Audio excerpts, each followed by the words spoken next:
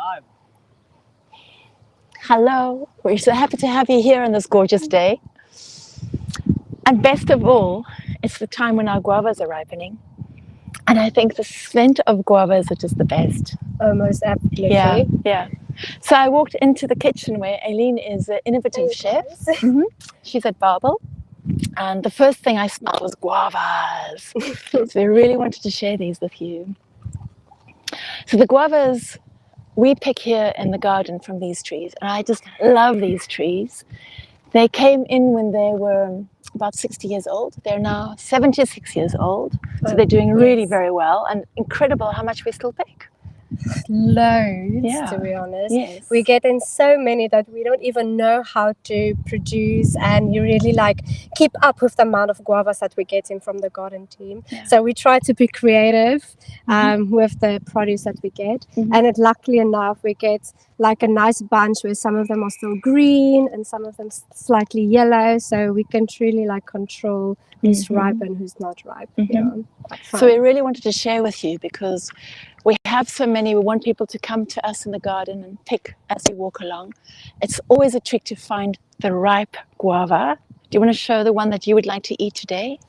So I like to say the ugliest guava is the nicest guava. It should have like bruising and it should be yellowish, and some parts should be almost like an orangey hue. Then you know it's so nice and ripe to be enjoyed. And the later in the guava season, it gets much more uglier, then it's much more flavorful. Then you can basically like squeeze it and you can basically punch in your thumb in it and you know it's absolutely ripe. So now it's like the beginning of the guava season, so they still look quite beautiful, like a beaut on its own. Yeah.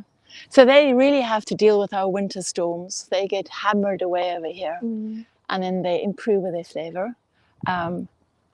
I find these trees just incredibly handsome. So I'm amazed that now, since we planted them, they're probably about 76 years old. Yeah, most probably. Yes. And we've been pruning them so that they will actually continue to grow and be old. But they've been the guides really in the garden for how we tend so many of the other trees that we have. You know, how do you deal with an old tree and make sure you can still harvest from it for the next, I don't know, 50, 100 years? Who hopes? Yeah, it's good. So we have loads of these on sale at our shop at Babylonstoren, the online shop. And that's why I wanted to find out from Ailene her favorite recipes. So at the current moment in Babel, we have an absolute quite addictive dessert with the guavas. So we basically took some very and we just poached it in a noodle syrup with 1 cup of water, 1 cup of, and we like to take in our spice house into consideration with the star anise, with some cardamom and even some cinnamon sticks as well. So you're just going to poach it when it's quite soft in texture, and then we will take out the seeds on the inside because some people don't really like the seeds of it, and then we will pair it with Carla's water buffalo gelato, which is quite gorgeous, with some cobbler crumb. So at home you can basically poach it to keep it for next year, or even utilize it for Christmas time if you want to really like take out the beautiful guavas out of your pantry. That sounds yummy. So we'd like to hear from you because it tends to be these lovely old recipes. I mean, it reminds me of my grandmother. It does. When I think of guavas. So she used to use mostly only the cloves. Yes. A little bit of cinnamon. So it's nice to hear if you have any tips of which spices. It's like she was saying she was preserving. Oh, that's also a great idea. I mean, just a little bit of an earthiness, a little bit of a pungent flavor, but it's quite different to like the star anise flavor. That I think the guavas have so much flavor on their own. You don't really want to overpower it. Yeah, you don't want competition. Spices, really. It's quite good. So another thing that I wanted to share with Ailene is how lovely it is to make a guava leaf tea. So I did cheat to make for the color. I did a little bit of the roselle, which I just love. But the guava leaf tea, I'm going to pour you some. Sometimes we need tea to really enjoy the flavor and the beauty of it. Well, it's like kind of guava pink, hopefully. And it happens does to be look in like season. a guava pinkness if you think of it it's like the natural overwhelming. color of it.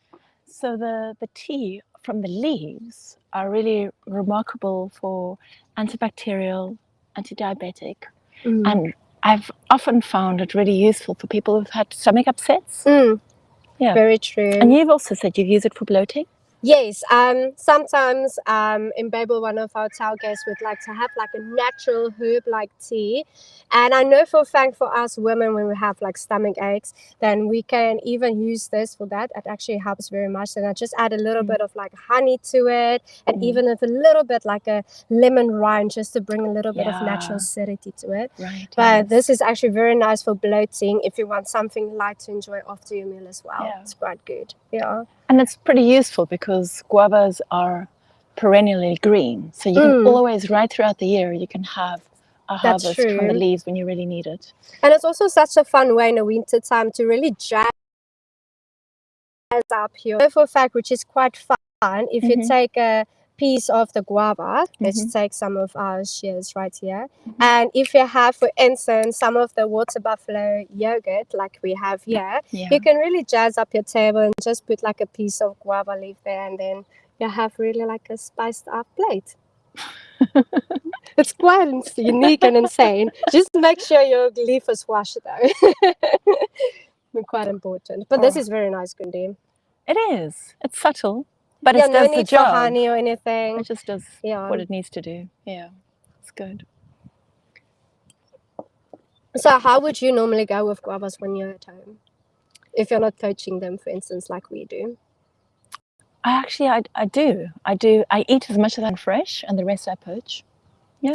Sometimes you don't really need to eat so much because it can be quite making like a stomach. Yes. Well, that's why the leaves are good. That's true. I've not had that problem yet. I like the pectin in the guava. I love the texture. Yes. And I actually find something quite interesting. Not people are very familiar like the whole fruit of a guava.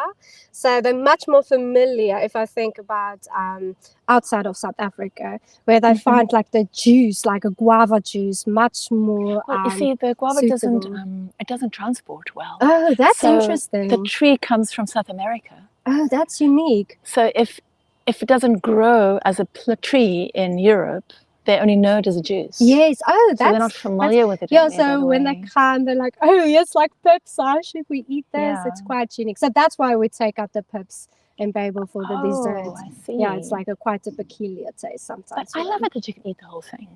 Yeah, I think because we're quite used to it. Yes. Yeah, which is quite fun. So, I mean, the problem is not the problem. The joy of us having so much. We're selling it per kilogram. Oh, that's insane. So you have enough to actually play with and eat fresh and decide to make something else. Yes, and if you are not here to enjoy it Babel, you can maybe enjoy it at the farm shop or even buy it online as well. Exactly. At shop at Babylonstoren.com, if I'm correct. Yeah, that's right. So would you like to have a poached guava with some yogurt? Absolutely, yes. I think that would be quite good.